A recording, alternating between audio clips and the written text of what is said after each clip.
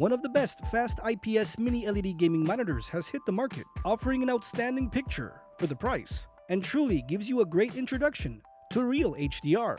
Today I have my review on the Xioami G Pro 27i, a 27-inch mini LED Quad HD gaming monitor supporting a fast IPS panel with HDR 1000 support, with an amazing 1152 local dimming zones, and coming across at 99% of the DCI-P3 color coverage. We'll be taking a look at the monitor menu, the unboxing, a UFO test. Does this monitor get really bright? Of course, with a brightness test. I'll be showing local dimming off versus local dimming on, and all the presets. Trust me, it makes a huge difference. Testing HDR versus SDR.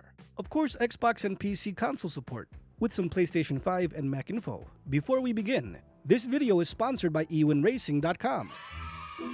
EWIN Racing's /XL Series upgraded gaming chair for 2024 is real nice, so don't think twice on getting the sturdiest yet comfiest gaming chair at the lowest price possible through the holiday season for you or your loved ones. America's #1 heavy-duty gaming chair, there's a style and fit for everyone. From softweave fabric to Brisa leather, so many designs and form factors, with the 4D integrated lumbar support system to that new temper pressure sensitive memory foam. You'll feel more comfortable, have better posture, your butt will thank you, all while you recline, watching your favorite movie or playing your favorite game. EWIN Racing's /XL Series 2024 upgrade is now available. This is the perfect gift for that PC gamer or someone that works, studies, and casually plays. Let's skip the coal and give them something what they truly need, and I'm sure really want. Check out EWINRacing.com and use code VIKTORS for that extra savings, and have a very merry EWIN Christmas. Thanks, EWIN. Now for the testing of this monitor. Here you can see software version V10.07. I know there's a new firmware out there, and I just wanted to show you my findings with this specific software. So be aware things may improve and change drastically depending on how much love Xiaomi adds to the firmware. Before the good comes the bad. Honestly, the only issue I've ever had using this monitor is this specific scene. I do have local dimming on high, and while editing or content creating, you can see the local dimming zone in the background. Though not right behind it, it's more to the right. It does look like a shadow. But if you go into the options and you turn off local dimming, the issue goes away. Sure, you do lose some contrast and some vividness, but also, this fast IPS panel does look really good. To me, it's very comparable to an LG Nano IPS panel. And that's saying something, because LG makes the best IPS panels on the market. Hence why I own so many of them. So from what I'm seeing, this rivals it, even with local dimming off. But for your entertainment, for your gaming, I would say turn it back on. But we'll get to that off, low, medium, and high in a little bit. Your console gaming will work perfect on this monitor. Xbox is supporting 1440p 120Hz with VRR. Though this monitor does not support a 4K signal, it doesn't need to. Everything looks crisp, very colorful. 120Hz looks very smooth, and on the PC, VRR works perfectly. No screen tears on any of my gaming. With the PlayStation 5, 1440p and HDR should work.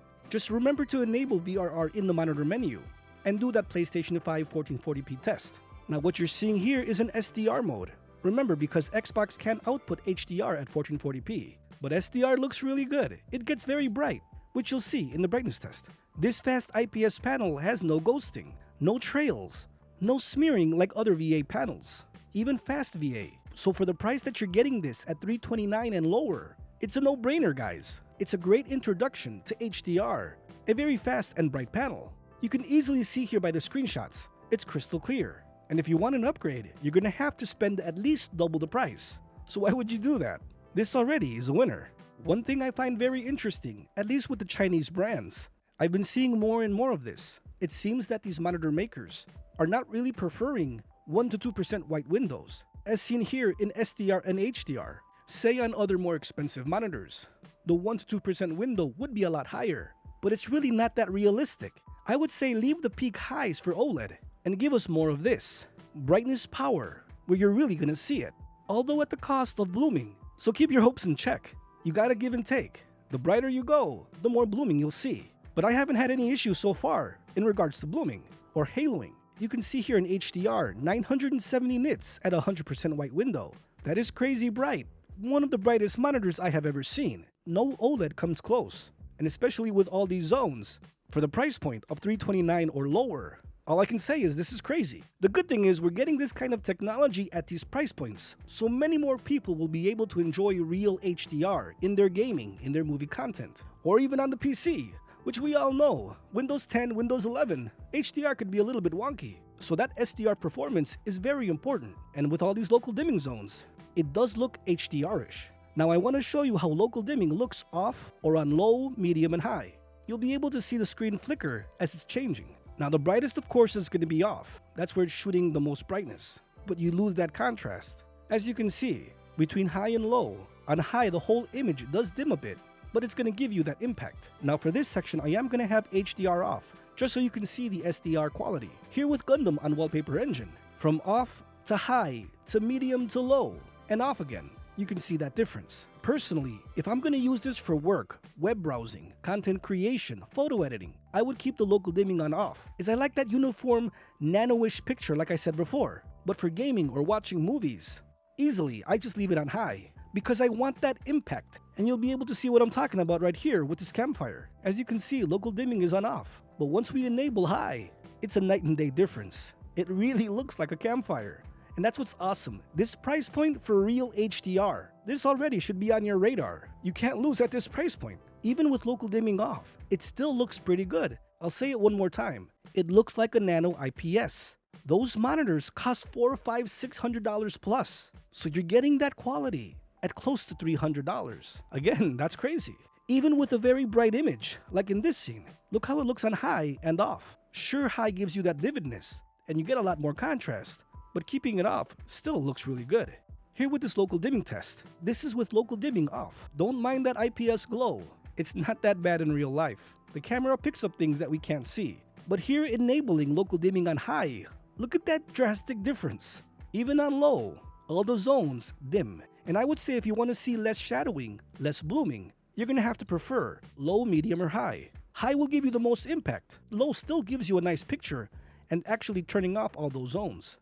Here with the box hitting the middle of the screen, everything is black all around it. This is an above average mini LED gaming monitor, and that's due to the 1152 local dimming zones. Here with SDR versus HDR, as you know, in HDR mode, things are different. The color gamut, the brightness, everything is tailored to that HDR look, and you can easily see it here. SDR kind of looks sloppy. Sure, you can tailor it, but I'm just showing you here that difference. HDR looks really vivid, really deep. So it does both things very well. If you need HDR, it can easily handle it. Or if you prefer SDR, this is a brightness monster. The monitor came very well packaged. There was no way the monitor could have been damaged. It even came with a cardboard on the front screen. I'm telling you guys, many of the more expensive brands don't even offer this. So shout out to Xiaomi for creating this awesome monitor, releasing it worldwide, giving us that awesome packaging and that awesome performance. I've never thought I'd see the day that a monitor at this price point could offer so much value. Here the monitor menu is very clean and gets the job done. From the picture mode to the game mode, advanced, input, more settings than the system. Game mode I have not shown here, so you're going to have to do your own testing on what picture you prefer. I mainly use this monitor for the PC on a standard picture mode, and to me, when I switched to game mode, it kind of dimmed the picture a bit. Sure, you do get more options on controlling the picture, but maybe it's the firmware or just my preference. I just prefer to keep game mode off and just use the standard picture mode. There's also LED controls to set the color on the back of the monitor. Very simple to use. Anyone that gets this monitor is going to have no problems tailoring it to get that awesome picture. Here on the PC with HDR gaming, the picture is fast and very bright. I would say this is one of the best gaming monitors on the market today. It offers so much for so little. And I wouldn't even call this a starter monitor. This is an above average monitor. A starter monitor would cost around $200.